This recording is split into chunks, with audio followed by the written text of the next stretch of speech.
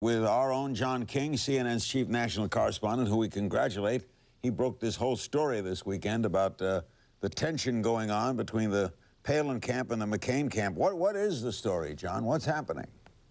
Well, Larry, some other news organizations were involved as well. Let me say that first and foremost. What's happening is that you have tensions in a campaign which are not unusual. What is remarkable is the language being used here, words like diva. Now, part of that is that you have the first female candidate for vice president, and a male used that word to describe Sarah Palin. That is part of the controversy. We do have, from sources very close to her, accounts saying she feels that this whole rollout of her was botched at the beginning. They essentially handed her books and said, memorize these books. There's a quiz in the morning, and she did not do so well in the interviews. And she is concerned about her own image and, of course, about her own future.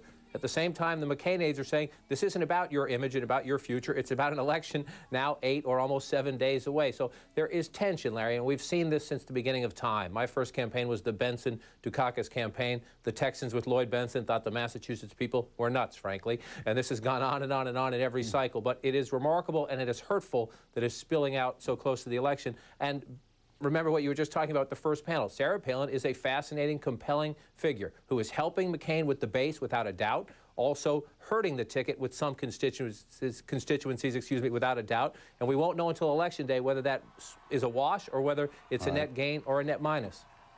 We'll be checking back with you in a couple of minutes. John King, CNN's chief national correspondent in San Francisco.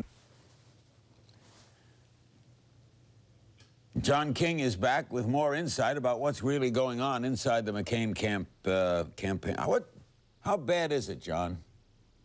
Well, Larry, they understand the steepness of the hill in front of them heading into the last week of the election. They are behind in many of the states that George W. Bush won to become president. Those states include Florida. They include Ohio. They're tied in Missouri. McCain has to somehow try to win Pennsylvania, where he's down 10 or 12 points. So when you are down like that after investing so much time and so much energy in a campaign, guess what? Tensions get frayed. And the conversation you're having with the ladies reflects part of this campaign is also this remarkable woman, Sarah Palin. Love her or hate her, she is a remarkable, compelling character added to the scene in which barriers are coming down in this election. We may have an African-American president. Otherwise, if we don't have an African-American president, we will have the first female vice president. It has been a fascinating election year, and the drama will go on for another week. It is not over. McCain is behind.